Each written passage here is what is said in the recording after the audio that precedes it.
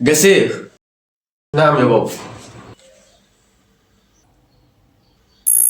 تمام. بابا معلش بس انا كنت عايز اسال حضرتك سؤال. هو انت ليه حضرتك لما بتعوز شاي ما بتقولش انا عايز شاي؟ يعني ليه لازم تعمل حركه كده وتعمل كده ومش عارف ايه؟ يعني لو حضرتك مثلا عندك مشكله يعني قلبك مش عارف تنطق الكلمه، عندي مشكله يا سلام. طب وانت ليه يا اخويا ما تفهمش ان دي معناها شاي؟ هو انا انت مش بص في كل فلوس اللي انا بجيبها على دروسك ودروس رايح ودروس جاي ودروس رايح ودروس جاي؟ يا خساره الفلوس والدروس والمروح والمجي. يا بابا استنى بس، مروح ومجي ايه؟ طب ما انا هعرف منين؟ ما هم ما بيعلموناش الكلام ده هناك. ان شاء الله عنهم علموك. هو انا مش بصرف فلوس يبقى خلاص لازم تتعلم بقى كل حاجه بتتعلم؟ ما اعرفش بقى. ماشي كتكمشش في ركبك. امال انا بتقولها من غير نفسي ليه كده؟ يا بابا نفسي ايه بس وكلام ايه؟ صحيح انت كام معلقه سكر؟ انت تديني كام معلقه؟ هو ايه اللي هديك كام وانا اقيمك؟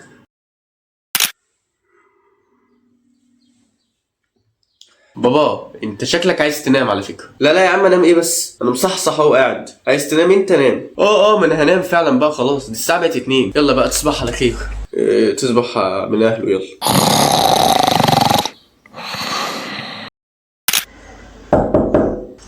بابا لو سمحت انا مش عايز اتكلم مع حد دلوقتي. يا بابا لو سمحت معلش امشي دلوقتي.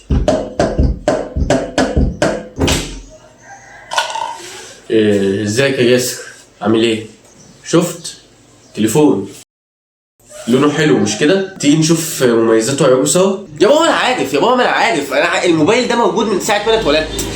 بابا عايز ايه؟ مفيش يا حبيبي مفيش، يعني انا بس كنت عايز اسالك، هو انت البلاي ستيشن اللي كنت عايزه كان 3 ولا 4؟ 3 ولا 4 يا بابا؟ ده انا لسه بقول لك انا عايز بلاي ستيشن قمت كسر لي ايدي الشمال. اعمل انا ايه دلوقتي؟ مفيش مشكله، ممكن تلعب باليمين عادي.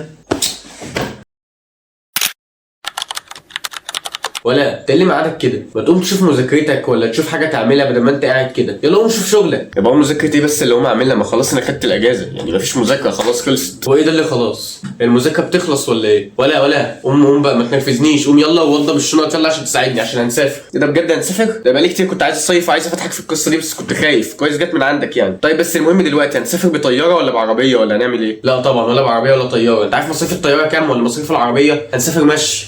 يلا ورايا. ماشي. يلا بقى انجز، يلا اتمشى لك كام كيلو كده عقبال ما اجيب لك بقيه الشنط. يلا.